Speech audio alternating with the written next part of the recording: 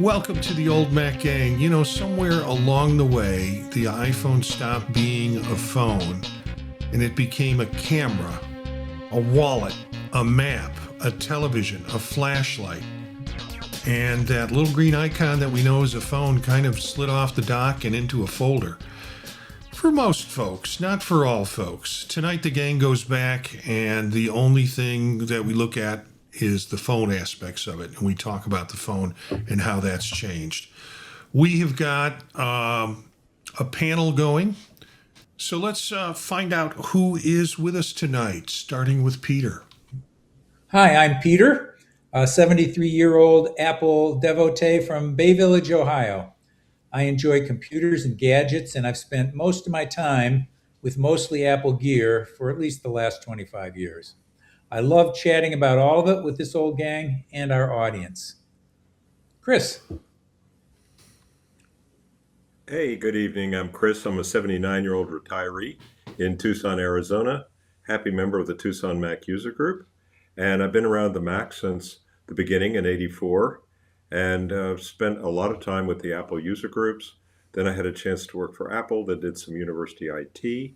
And now I'm retired and, kind of playing with my Apple toys full time and enjoying it. And we're in that great time of the year with the new goodies and the new software coming out.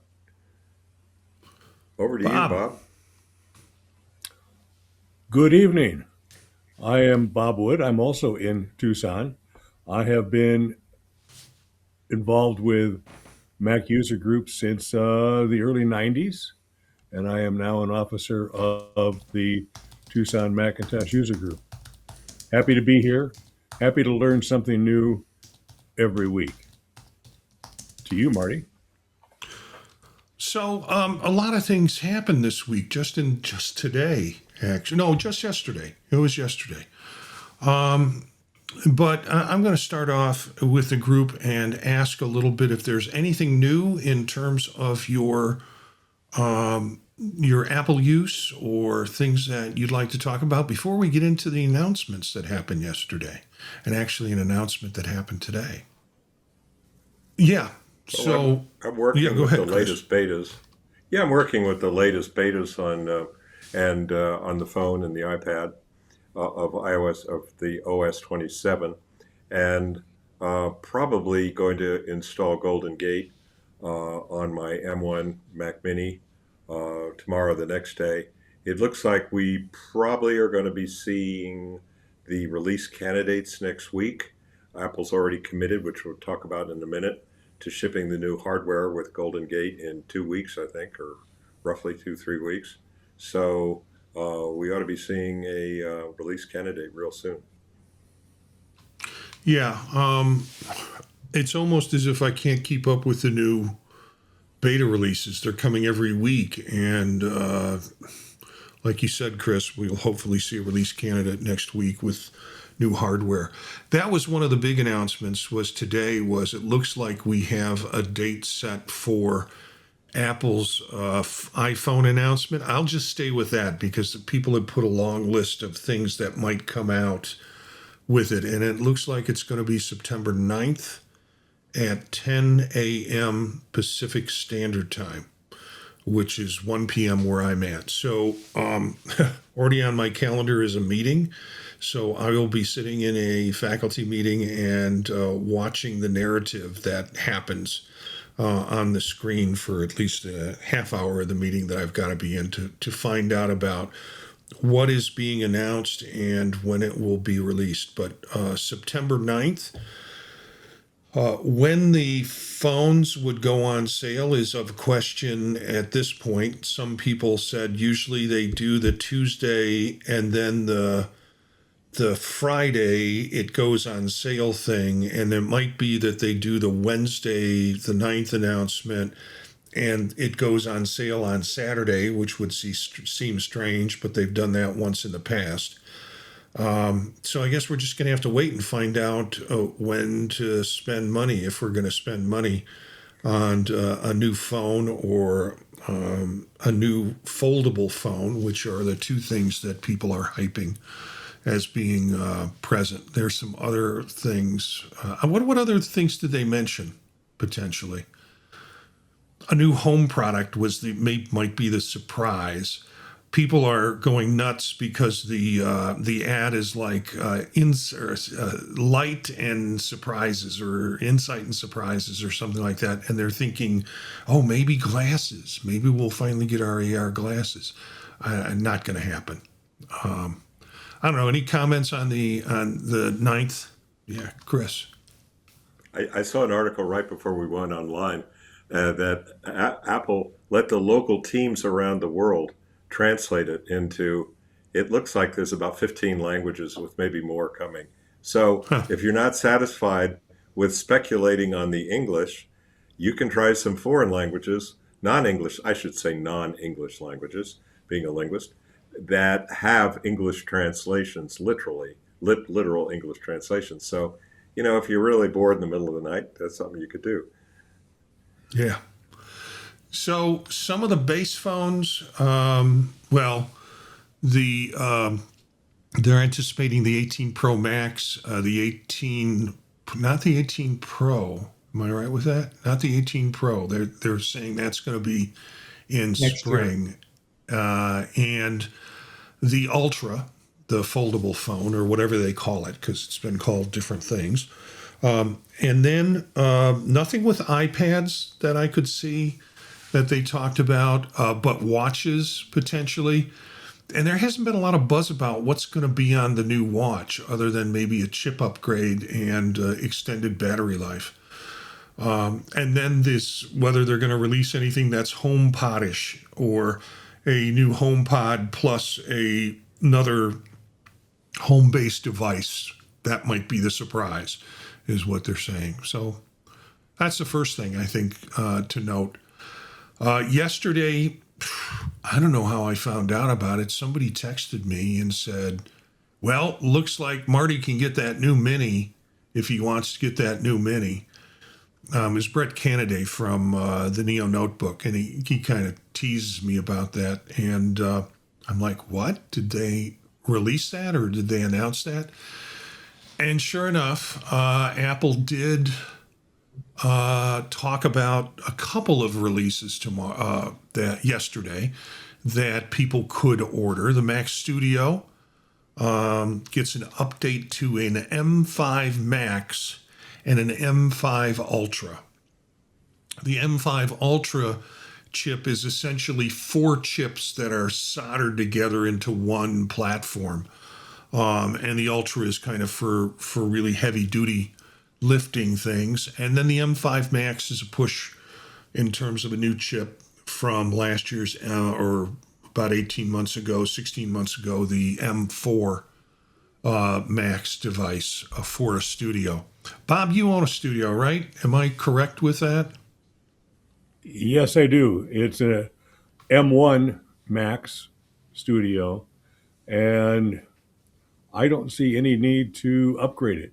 It still thinks a lot faster than I do. So why change? Yeah. And Peter, I don't think, do you own a studio, or does anybody else? I don't. I've been thinking about getting a Mac Mini for a while, and I was waiting for this announcement to see what I might or might not want to do. I really want to see. I'm not sure I have my head around the various chips and the various memory options. I mean, some of the I tend to go big on memory usually, pretty big. And if I go pretty big on memory, they force me to go really big on the chips for the most part. And, maybe beyond what I really want to spend right now. But we'll see. I'm going to look at the comparisons. I've wanted to have a computer that can be running all the time, because I mainly use a laptop. But having a computer that can be running all the time is of value to me. And I haven't pulled the trigger. Now that memory prices have gone up, I kind of wish I had, because I bought a Synology disk farm 4 or 5 years ago, and that has a processor on it, and that runs all the time. So a lot of the more lightweight tasks I want to do, I can put on the Synology and let it run it, even though it isn't Mac OS, it still runs, basic things. So Yeah. And Chris, anything from you on new Well, hardware? I'm looking more. I have this M1 Mac Mini, and it's driving a bunch of hard drives with all my photography stuff. And I'm thinking more in terms of maybe a laptop to front end it alternatively, plus something I could have to be more portable. So and that way, my existing M1 system can continue to run by itself as it needs to because it runs all the time. And so, yeah, because the memory expenses have really, you know, lifted the prices on these guys where they're amazingly expensive. I was looking at an M5 Pro with something like 32 gigs of RAM and 1 terabyte, and the price of that has the equivalent price of that has really gone up. Yeah. So, it's just sort of like what do I really practically need at age 79? So I don't know. Looking at it from that angle, Yeah, I went ahead and pulled the trigger on a couple of things yesterday. I did. I have a Mac Mini that I am turning in and getting good money for it to Apple. I don't do things like sell it on eBay or sell it on any of the other turn-in services because I've had too many experiences where I've kind of turned in the device and rated it as in good condition or flawless. It's not unboxed, obviously, but and they've quoted me a price, and then by the time I get the check from them, they've shaved off $25 or they shaved off some money for some reason. So I just go ahead and do the trade in with Apple, and I got a Mac Studio Ultra with an M5 Ultra chip, 30 core CPU, 64 core GPU. 96 gigabytes of unified memory, two terabytes of storage. So that pushes up the storage from what I've had on my other Mac Studio, and it also pushes up the memory along with the new Ultra chip. So, and then I'm really trying to get things straight in my office, and have been not satisfied. I've been dissatisfied with platforms that I have there. I have a mini that's been sitting here, and I figured what I'd do is upgrade it. So I went ahead and got a Mac Mini M5 Pro chip, 18 core CPU, 20 core GPU, 48 gigabytes of unified memory, which doubles the memory that I had from the last one, and 1 terabyte storage, where the last one had 512 gig. So a nice little machine. Once I get it set up, I'll probably take it to the office where I've got a new monitor and some other things. But laptops plugging in and out in the office, I think I'd just rather have a standing machine there that I can turn on when I go in. So those are two things that are on my shopping list. well, That I Marty, did pulled the you look trigger. at Yeah. leasing at all? Did I look at what? Did you look at the new leasing options? You know, I don't. I want to purchase. I don't want to rent it.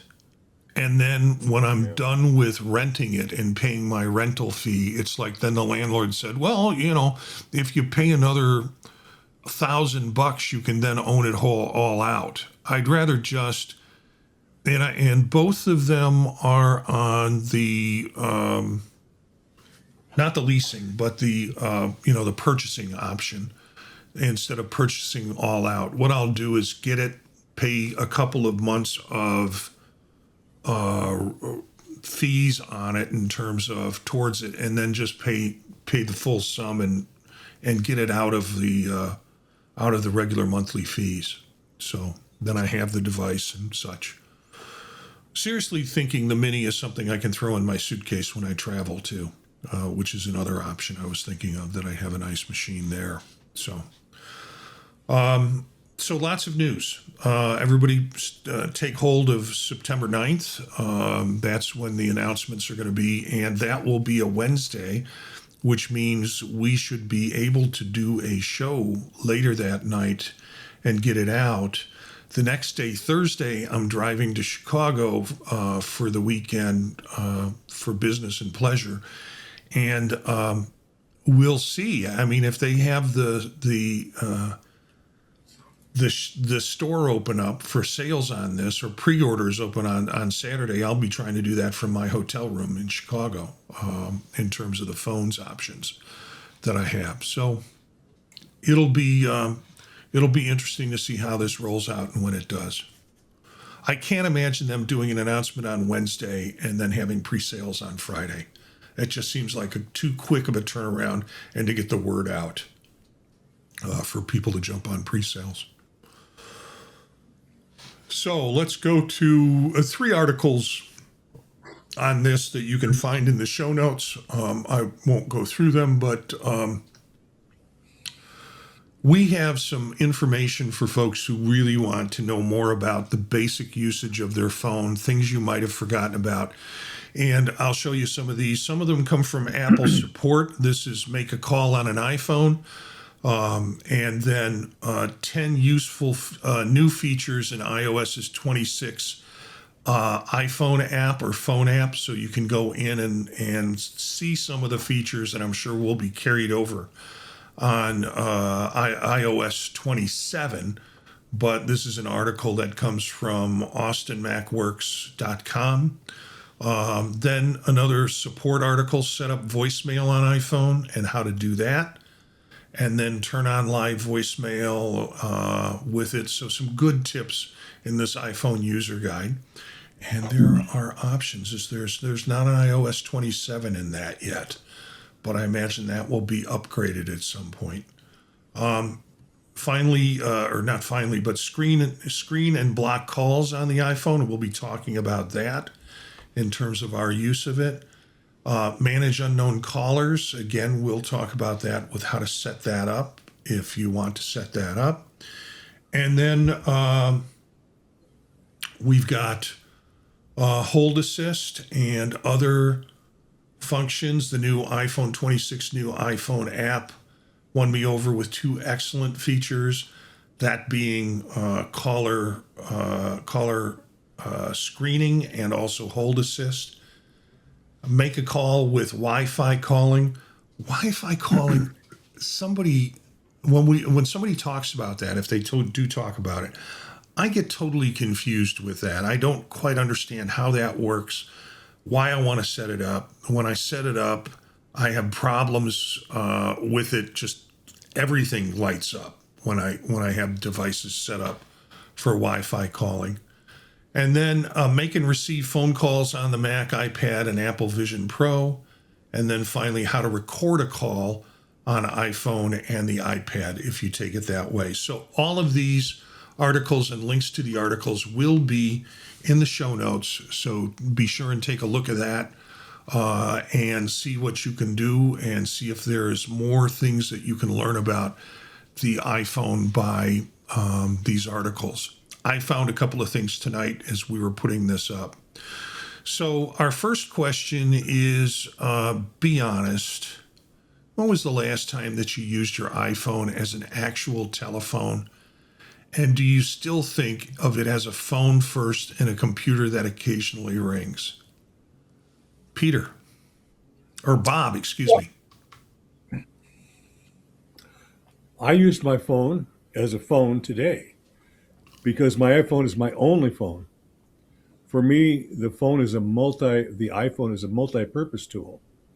I use it for messages and notifications, on the notes platform, a camera, a telephone, direction provider with maps, health tracker, podcast player, and even the occasional game of solitaire.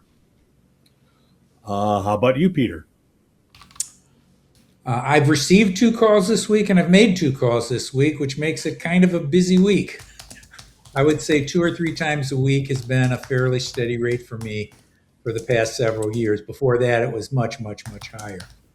That being said, I do not think of my iPhone as a telephone whatsoever. I do think of it as a communications device, and I think of it as a computer. and but it's used to communicate least of all for phone calls. It's mostly for me a radio, podcasts, and audiobooks. And for communications, it's an encyclopedia, it's a dictionary. It is also a camera. Communications, I was saying communications, it's email and text messages terminal. But as a telephone, I chat with a few friends regularly while on walks. Both me and the other person's on a walk, and putting AirPods in makes those conversations very comfortable. In fact, I totally dislike when I think of it as a telephone, holding my iPhone up to my ear or to my head, and I rarely do that. I almost always pop my AirPods in if I'm going to be making a call or if I'm receiving one that's going to last for any length of time. And I find it hard to imagine now, as an old Mac ganger, how long I used to hold those old telephones up against my head. I used to talk for hours back in the day, which I find astonishing now. Chris, how about you? Well, I never held the phone up to my head, and partially because, my hearing wasn't that great. It was still 5 years. Well, I got my phone in 2008, and I didn't get my hearing aids for another 4 years. But intrinsically, I always used these earpods that I'm actually using now. It's the original set because I've got a special plug that goes into my Mini for sound. And these were a great set of earbuds, by the way. A friend of mine had, the week before the iPhone came out, or he bought his, he went out and bought his own earbuds for, he said, $145 at the time. This is 2008, or 2007 probably for him, only to find out that the Apples were better. And so they really spared no expense on these. And I think one of the reasons was the basic audio on the phone was pretty crappy in terms of, if I tried to hold it up to my head, it wasn't nearly as good as my Nokia flip phone. So the audio was flagging for a while on the phones. Now, in terms of, I'm pretty much with Bob and Peter in terms of, their thoughts on all of this. And especially for me, yes, I did a FaceTime today. And if we are counting FaceTime, I use that probably 3 to 6 days a week. And sometimes, if I don't tend to, if it's more than 2 or 3 people, or more than 3 people probably, I'll just use Zoom because I have a Zoom account. But, I use it a lot, and probably more now that I'm retired. Although I did have a professor in 2016 who asked me, why do we still call this thing a phone? And that was the first person who had said that, and I still remember that. I probably refer to it more as a camera than a phone. However, my Duolingo experience with Spanish, French, and Russian is still best on my iPhone 16 Pro Max. Although my iPad is gaining, and frankly, this could be an area where a folding iPhone might be interesting, but that's for way down the road. Marty, how about you? Yeah, the last time I got a phone call was yesterday. And it came up, I have 2 phones. It came up on both phones. It came up on the computer that I had opened to the side of me, the laptop that I was trying to get ready to go to school with. And it came up on my desktop, which is sitting in front of me. And that is the miracle of, wireless phone call or Wi-Fi calling, I guess. It winds up showing up on any device that's on the network. And I am going to systematically go through and turn all that off because I have too many devices. They're spread in different parts of the house, and they all go off like a bank alarm when it happens. Now, the weird thing was I was getting ready to do a Zoom meeting at that time, and I missed it was the exact time I got that phone call. And I knew that the phone call, by the identification that came up, was the fiber cable guy scheduling my fiber installation. So, I was running, I was supposed to be running this meeting with a couple of other people in it. And I had to shoot off an email because the guy's like, okay, I just have a few questions for you. And it's like, I'm not going to pass it. He had the questions before he was going to schedule a date. It was sort of like, just schedule a date. And he had a few questions for me regarding use and things like that, access and stuff. And so they're coming Friday in a couple of days at 2 p.m. to install fiber. And I shot off a quick email to the other people that were in the meeting, and I said, I'm on the phone with a doctor. I'll be a little late. I didn't tell them that it was the fiber doctor that I was talking to at the time. So yeah, I took a call just yesterday, and I have a tendency not to call out unless they are pre-planned sort of phone calls. Like my sister and I will text and say, let's talk today at 3:00, and then I'll use it as a phone. Its primary use for me is as a way for me to screen or delete emails, to flag emails that I have to get to when I'm sitting down somewhere else. That's primary. Secondary, it's a device for me to read Reddit. So when I have those moments when I'm bored or I want to get away from something, I will go in and read what's new on the Reddit articles. And then thirdly, probably a phone. Is what I use it for. And I use it at the store for paying things that come up with the touch pay. Phone comes in fourth, I guess. So yeah. Marty? Chris, yeah. One quick clarification. The answering on other devices or calling on other devices, the language changes through the OSs, but the idea is you're connecting other devices, you're calling from other devices, whatever the verb is. So that's pretty clear. And yes, my wife required me to turn that off. She said, I don't mind if you're on the phone and on Zoom all the time.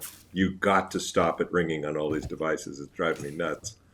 And the Wi-Fi calling feature has been an interesting thing over the years because it's meant to improve poor cellular connections. So if you're at home and your cell signal is lousy, you could blend it with Wi-Fi calling and hopefully it'd be relatively seamless. It's had its ups and downs like a lot of technologies. And what's now going to be fixed in the iOS 27s is when we pull out of the garage and you're still on Wi-Fi and you start traveling down the road, at some point that Wi-Fi signal breaks and you have nothing for it seems like 5 seconds. It's probably 2. And what apparently that has really improved a lot, although I haven't tried it in the iOS 27s. But in lieu of that, a lot of people used to use FaceTime audio because that would force it to be a network call, right? And so that's really the purpose behind that Wi-Fi calling and blending back and forth. And depending, like my cell signal is pretty weak here. I get like 1 bar at home. And so without Wi-Fi calling, I'd have some issues. Yeah, my daughter uses Wi-Fi calling much more than I do. Or not Wi-Fi, but FaceTime calling more than I do. I don't use FaceTime a lot. One time she FaceTime called me, and frankly, I was sitting in front of my computer. I was shirtless. I was just not in a condition that I wanted to have my daughter show on her phone. Actually, I think she was talking with her fiance or had her fiance in on the call too. And I'm like, no, this is not going to happen. I have attempted to call her back sometimes on FaceTime audio, and it just doesn't seem to work for me. So I go to the old dial pad and connect with her with a direct phone the way it is. So yeah, that's this our first question. Second question: what's your current defense against junk calls? Call screening, silence unknown callers. live voicemail, a carrier filter, a third-party app, or just answering? And is that defense working for you, Bob? The way I do it is I am suspicious of every call from a number that I don't recognize or it doesn't have somebody's name attached to it. I use block and report spam. I must do that pretty well because I get an awful lot of calls that ring about a tenth of a ring, and then that's it. And basically, they're just sent to voicemail. And I've been getting a lot of, oh, hello, this is Sharon from such and such financial, and we want to get you set up with this new program before it becomes too public. Sounds like too much for me. I do not use screen unknown callers. I do not use filter unknown callers. I use filter.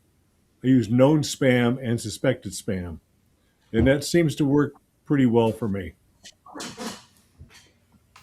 Peter? Yeah, I use call screening and filtering, and in my mind, they showed up just in time, and they do the trick for me. Only very rarely do I answer a call that I'd rather have avoided. In most cases, these calls never ring, and once in a while they ring, and I can see what they said for who they are and decide whether I'm going to answer it or not, and then do the whole block and delete that Bob talked about. I am not aware of ever missing a call from an unknown number that I would have liked to have received. So for me, it works like a charm. Chris? Yeah, I'm with Bob and Peter again. I've probably used all of these solutions over the years and with varying degrees of success. But I found that Apple's call screening really out of the box worked pretty well. And I even, occasionally when it's a doctor and I get the message and I quickly pick up and apologize, they say, no, it was fine. I said who I was and all of a sudden, boom, you were there. So I'd say it's a big success for Apple. That was the doctor saying that, not me. And it has been quite successful. I haven't been using the hold assist as much. I mean, I've got it turned on. I just haven't had occasion to use it. Watch that change a whole lot tomorrow. But at any rate, yeah, I think the call screening has worked pretty well. How about you, Marty? I've put all of them on my phone. I don't want to sound too antisocial, but I think I have robocall. I have some commercial apps that I have set up. And I don't know if the layering ever gets to some of them, but I have so many layers upon layers that unfortunately I get a lot of false positives. It like my daughter can't get through to me, or I get phone calls that I want that I can't get because I've got so many filters placed up in it. The call screening has worked well, however, with the exception of places like physician's office. This happens a lot where, well, we can't schedule you at the office, but we can call the scheduler and they will call you back later this afternoon. And, for people in our age group, I spent a lot of time in doctor's office between my wife and myself, more so than I did when I was younger. And so those calls come more and more because of the system that they have, which means it goes through a central hospital system. And when the call comes to me, it's nothing I know. And it gets screened out or it gets thrown out. On occasion, I have picked those up. And Chris or like Peter has done or Bob has done, where I'm thinking this has got to be the scheduler calling me, and I pick it up and it's not. It's someone who wants to talk to me about some financial stuff, making investments and things like that. So I probably make myself a little bit more inaccessible where I shouldn't. Because sometimes I don't get the calls from relatives that I should, or even messages. I also have two numbers, so it kind of depends on, and I do have one number rolling over to the other, but it still is kind of a nutty situation when I've been telling folks which number to use now, and I'm having less and less of those problems. I see call screening and notice that many of them don't wind up going through and leaving a message. So it must be working in that way. So they give up. But I probably overprotect myself. I like Bob talks about he's got, these one or two things that he does and that works for him. And I should probably try and do that because, as I said, I'm often blocking out and filtering out people in my life who I don't want to filter out. Third question, and our final one for tonight. What's one calling feature that you ran across getting ready for tonight that you didn't know your iPhone could do? Bob. It's the last one you had listed, how to record a call on iPhone and iPad. Maybe I knew that was a thing, but I didn't know how to do it. So I watched the little video in the show notes and, oh, was that all there is to it? I might do that. And I especially like the fact that it does notify everybody on the call that they're going to be recorded, because generally people who are honest and they record the phone calls for training purposes, they always say so. So Yeah. I like it that it'll do it for me too. Peter? Yeah, I learned a phone feature, and I also learned a research feature because I was actually looking for something when I thought about this phone thing, and that was how to make a three-way conference call. I thought it was possible, and I learned that my phone carrier can handle a six-way call. So now I have to think of five mutual friends to chat with simultaneously. But as a bonus, as I was looking this up, I now clearly understand that I prefer, as a first line of attack, asking some artificial intelligence these kind of how do I do this questions. I much prefer that over finding a web page, and videos are great, but to me, to go through two or three or four, not the ones we called for people, is aggravating if it takes me two or three to find it. I want to see one. I don't want to see a web page or video if I'm seeing a lot of ad cruft all around the sides, and I only want to look at what the web pages or videos that were scraped for the AI if I'm skeptical of their advice. So those were my discoveries. Chris, what about you? Well, the feature I found was it's sort of a sub feature, and that is if I make an emergency call, it turns off call screening for the next 24 hours. And I think that's a really good idea. I actually turned it off for several days before my hip surgery last March. And, a couple did get through right away. And so that was helpful. The other thing I want to tag on to something Peter just said, because, we've been playing with the betas with the new Siri. Once you get used to asking the new Siri how to do something on your phone or your Mac, it is amazingly addictive. You will do that all the time. And the thing is, it's not that you can't look it up, but it's targeted. It gives you exactly what you need to know pretty darn quickly. And that's going to be, I think, the sleeper that get people really going with the new Siri. We'll talk about that more in future meetings, of course, in future episodes. But yeah, so that's the feature I use. The other thing I'll tag on to something that Marty said, and that is I went back to my ENT recently to make an appointment because it's a lot easier here in Tucson. You just go to the doctor's office because you try to call in. You'll be on the phone half an hour trying to schedule an appointment. And they said, oh, we'll have your schedule call you back. Or, no, you'll have to call our schedule. Here's the number. And I said, really? And I just turned around and left. And I may just consider getting a different ENT because I don't enjoy spending half an hour on the phone to make an appointment and have them confirm date of birth and all of that kind of stuff, which takes another 10 minutes. So, anyway, that's my soapbox for tonight. Marty? Yeah, I don't use. I guess I heard a lot about what was covered because when they announced it, I was like, "Oh, that's cool, that's cool, that's cool." But I don't get many calls in the process in my life. It's either text messages or emails, and more typically text messages.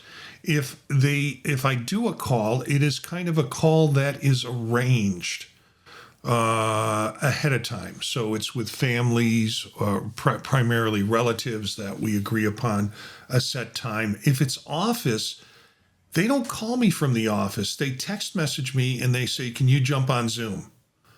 And then we do the Zoom direct that way. So communication patterns are shifting. I guess I could do the Zoom just as easily on my phone if I was, but I'm sitting in front of a computer with a full screen to be able to do it. So yeah, there were some other things that folks said that made me think about such things. With what Peter, when you talked about deliberately trying to find a particular thing that you want the phone to do, and your phone in particular, it's like, yeah, I hate, and I'm trying to solve a problem right now with something that's going on with YouTube TV and Chrome browser that I have.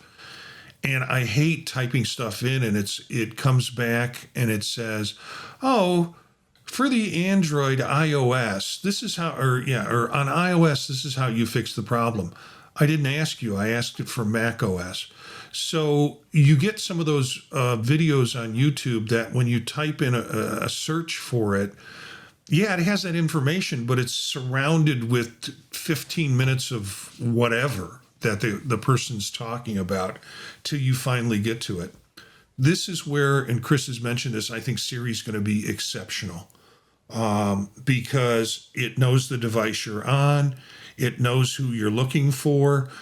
So I am really trying to separate my life out to these are questions that I need an assistant for, that are questions which are of a personal context nature. Like, what's on my schedule? Where's this email? I did this presentation one time. Can you find it?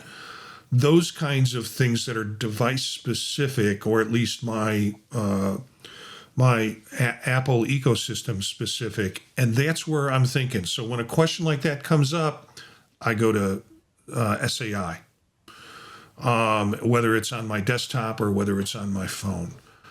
If it's a question like, I need you to make a show note in a framework that's like the show note that I have this document from for this show. Here's all the context that we want to put in it. This is what the focus of the show is going to be for the old Mac gang. Make sure to put an intro in it. Make sure to put a list of where people can contact us at the end and give us some good links for the middle. That is a Claude or a GPT question for me. So I couldn't ask the personal context questions on these other LLMs. They just don't have access to my personal data that way. So when you think about things like, how do I use my phone better? How do I use my iPad better? That's where I think SAI is going to really help people if they remember that this is the context for asking that question. So I don't know. Any other thoughts on this before we call it? Yeah, Chris. Well, one quick thought. With ChatGPT, which is the one I use all the time, they are beginning to get capabilities, which I think are new plugins, so that they can access stuff and do more stuff like you were just saying, Marty. But it's raised a question, I'll just leave this at a personal level with me, that I'm starting to draw the privacy line and say, look, if I can get this with Siri AI and it's private and I'm going to try that first. And, I think only once or twice has that been like, okay, now I want to go to ChatGPT and ask it again.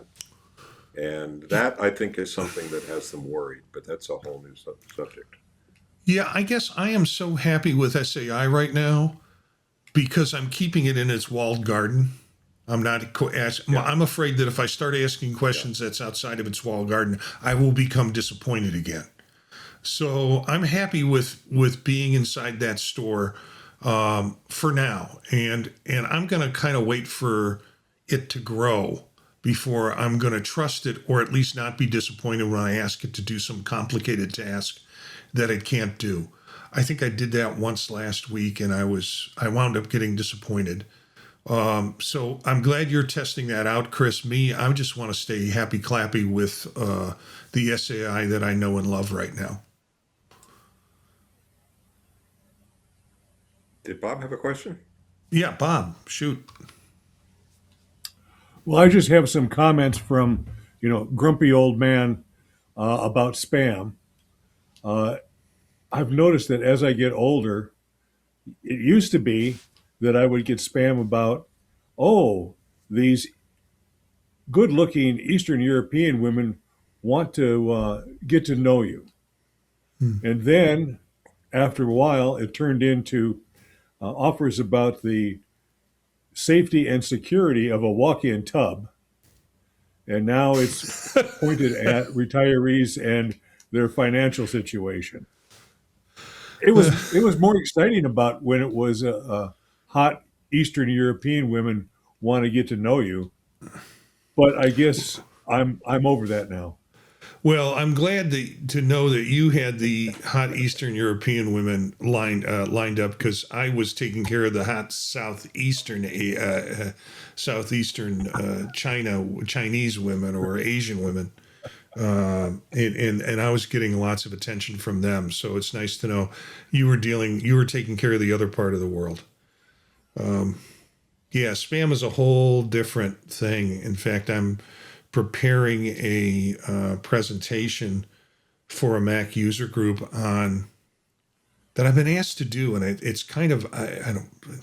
It's not out of my capability. It's just out of my familiarity, and it is fake spam calls that you get that are deep faked, and I haven't gotten any of those because I don't pick those things up. But apparently this is a problem, and so I've got to do a presentation on it for someone that's requested it, and I'll have some more knowledge about how to create deepfakes, or how they're creating deepfakes with things like phone calls and messages, because people are getting burned with that. They are getting burned with it. I get email like you do. Or maybe you don't, but I get emails saying, yeah, well, the bill has come through. It's and then it's some really jumbled number. It's not like $500. It's like $339.21 from the Geek Squad. And it's like, I don't do Geek Squad. I never did Geek Squad. So, but those things come out and people will see them and go, what? Do I have to call this place and make sure that they and tell them that I didn't do anything with Geek Squad? Or do I just trust that or do I know and then trust that this is spam and just to ignore it, put it in your burn box, and hopefully it won't come again, but they always do. Well, nothing else. Let's do a wrap for tonight. Let's find out where people can find you, Peter. Yep. I am at ppetto most everywhere social. So places like Instagram, Blue Sky, Mastodon, LinkedIn, Tumblr. DM me wherever you're most comfortable. Chris. Yeah, chriswesselmanphotography.com. And on Blue Sky and Flickr, I am chrisw47-AZ for Arizona. Bob. Well, I can be found on tmug.com. That's for the Tucson Macintosh User Group. My personal website, thinkbob.com. My photography website, dangerousbobphotography.com. I still haven't pulled the trigger and gotten a Blue Sky account, but that could happen. Well, stranger things have occurred. I am just Jencius, Jencius, on Blue Sky and Mastodon. Of course, you can find us on the podtalk.net.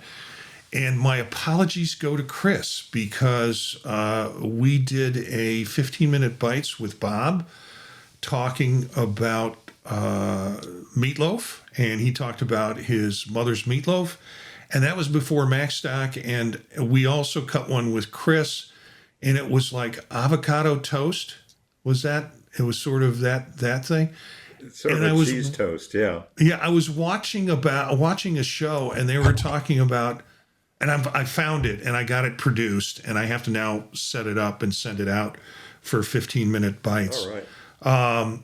And that'll come this week. I've got another show that I've got to also produce and get out in the next couple of days. But I was watching some cooking show or something where the person was talking about avocado toast or kind of breakfast sandwiches. And I thought, oh yeah, Chris's. And they're like, but just avocado and toast, that seems kind of bland. And the person went on, oh no, you can put this in it, and you can put this in it, and you can put this in it.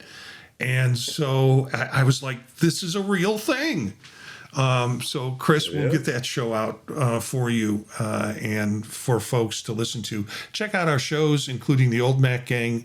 All of them I've got branded together under the podtalk.net, including 15-minute bites, which is 20-minute show, 5 minutes on tech and 15 minutes on the person's favorite recipe that they can bring to the table. Other ones like Fade to Chat, which are movies of the 30s, 40s, 50s, and 60s. We just did The Thin Man this week, and that was released yesterday. I'm going to be doing another show with that called One Scene, talking about Nick and Nora's relationship as a couple and how that was transformed on the screen in the Thin Man series and what that means in terms of their relationship. And this next Monday, we're doing The Wizard of Oz. So there's some fun movies coming up that we're going to be talking about on that. So pay attention to that. But you can find out the places that I am and the projects that I do on the podtalk.net. That's it for the Old Mac Gang, show 82. So we're getting there. We're going to have to do something special for 100. And we here talked about the phone and all the different things that you can do with the phone in terms of screening. And it's more than a computer, but frankly, it's a computer. And when that Ultra comes out, man, it's a larger screen computer to work with. So, but having it as a phone, the payoff is real. And having that availability is really important in terms of staying in contact and having the opportunity to be in contact with people, particularly if you're in a situation that's distressing. My wife and I were in the doctor's office, and she talked about how her watch, has a phone on it. She has a Apple Watch, and she goes, I don't like it. I think I'm just going to turn that off. And I'm like, that is a safety feature, hon, in case you fall or in case you're out and something happens. It's not a disturbance to you. It's a safety feature. So, yeah. Think of that in terms of how your phone is, too. It's a safety feature for many of us. So thanks for hanging out with us. Thanks for listening. Whether you're a regular listener or a regular viewer, at this moment, you are part of the Old Mac Gang.